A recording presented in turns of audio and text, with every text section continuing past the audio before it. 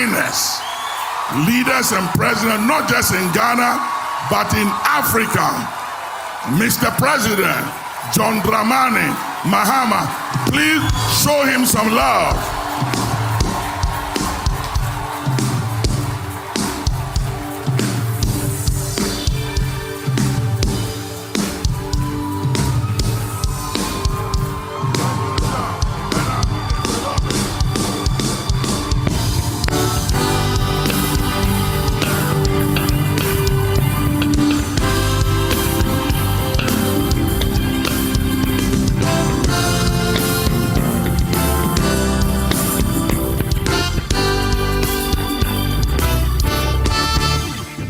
When Apostle preached and we went through the evening, some things aligned.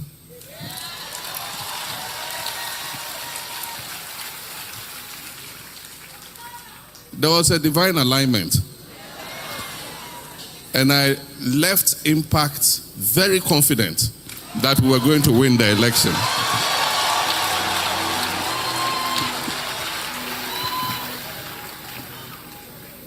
And so, a year after, we are here to seek further alignment.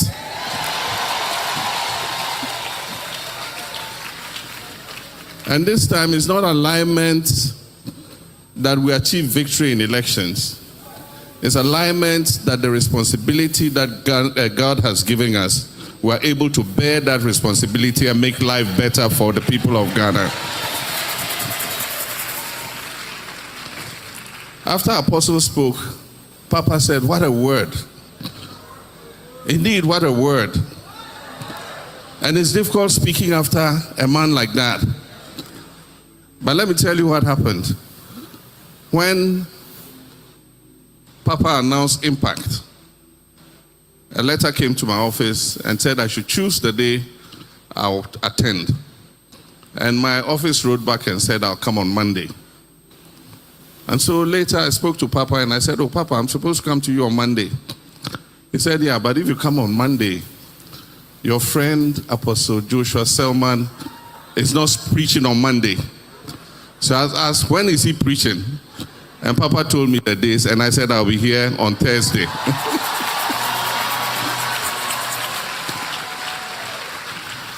No, because he just doesn't preach the word.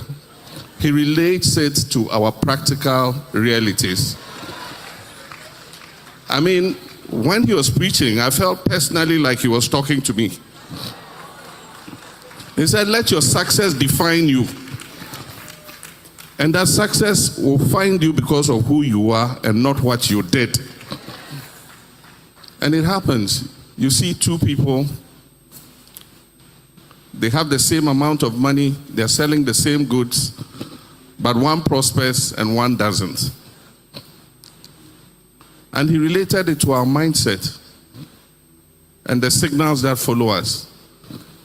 There are people who are angry, there are people who hate, there are people who envy.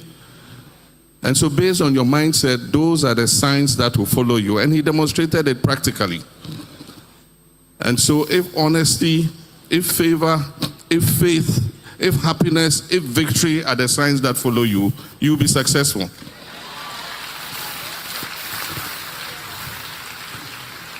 And so it's not being aggressive for success. It is having the right alignments of signs behind you that will make you successful.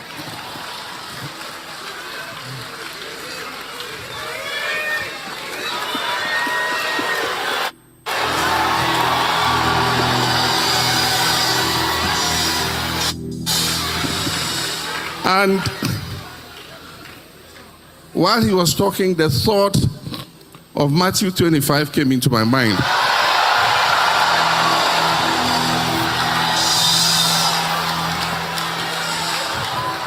And in Matthew 25, you have the parable of the talents. And so the three servants were giving the same amount of money, and the master traveled. Their mindset was the result. The master came back and met.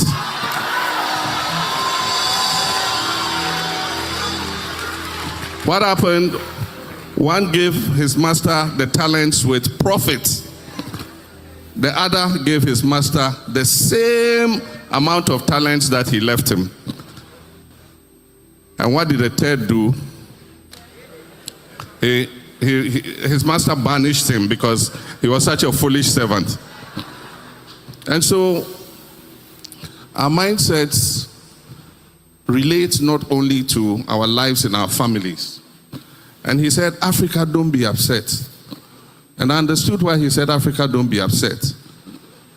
Because there are nations that are great. We go there, we admire them, but they are great because of their mindset.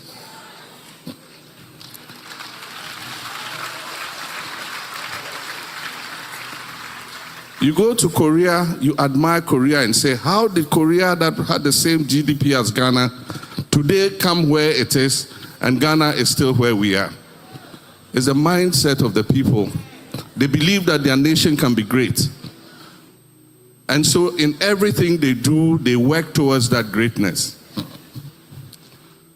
Unfortunately, years of cynicism have affected our mindsets, not only in Ghana, but in Africa. And we believe that whatever we do, we are destined for poverty. And I hear people say, why did we even get independence? We should have just stayed and the white man will continue to colonize us. But there are people who have that mindset. And so that person is never ever going to do anything to prove our forebears who won independence for us right. Because he believes that help is hopeless. We can't do anything to change our circumstances. And that mindset translates into their own lives. Because if you feel helpless, that you cannot do anything to change the circumstances of your nation, then that same helplessness will make you unable to change the fortunes of your own life. I believe positively that Ghana is made for greatness.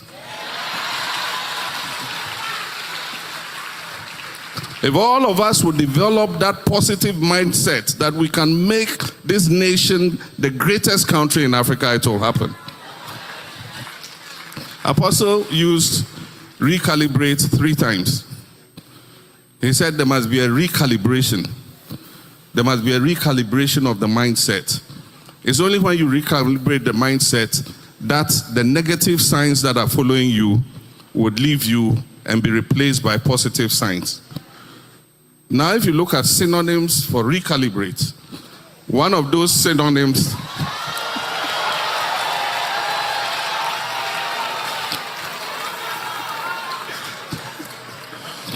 in school, our English teachers taught us synonyms and antonyms. So synonyms are words that are similar to that word, and antonyms are words that are opposite to the word you're using. And one of the synonyms of recalibrate is what? Reset.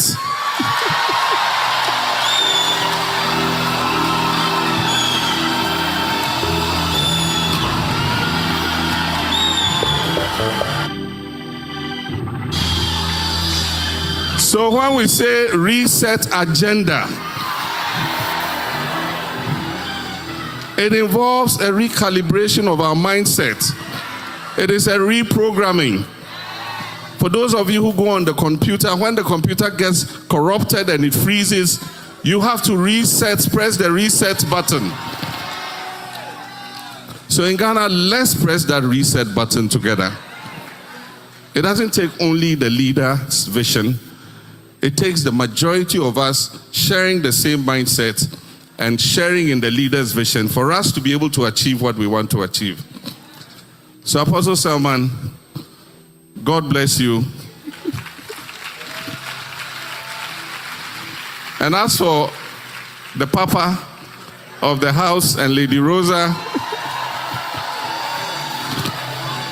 we are family. And when Papa was talking, he stopped at a certain point. When he was talking about how you expect a husband to be and a wife to be and all that. And he always marvels. He says, but how come you are the man and you're so calm and humble. And your wife, Lordina, is rather the, aggressive, pushy one. But I'll tell you a story just to end this. Time is not on our side. I've told this story before. Some people have heard it. We celebrated our 30th anniversary, wedding anniversary. And no, this was 5 years ago. How many years ago? We celebrated our 30th wedding anniversary, and we found ourselves in our pastor's office. And then as we were talking, we said, 30 years of marriage, haven't we done well? And Lordina was particularly waxing lyrical. We have done so well, in this marriage. But for me, this marriage would not have lasted. I am the one who has tolerated this man, And she kept at it. And I was a little foolish boy at the time. So I was arguing with her. I said, no, if it's not my patience and tolerance, this marriage would have collapsed long ago. And so we had an argument back and forth, and we left all of us, holding to our idea and not talking too much to each other.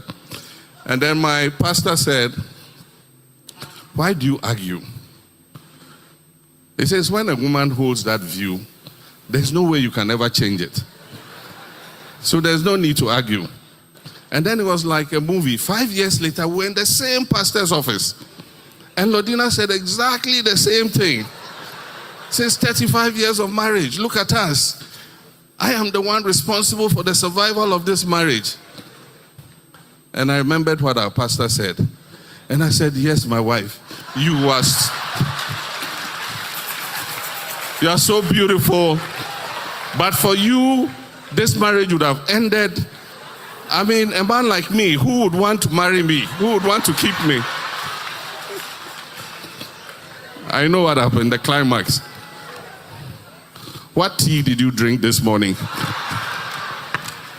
And so let me thank you very, very much this evening.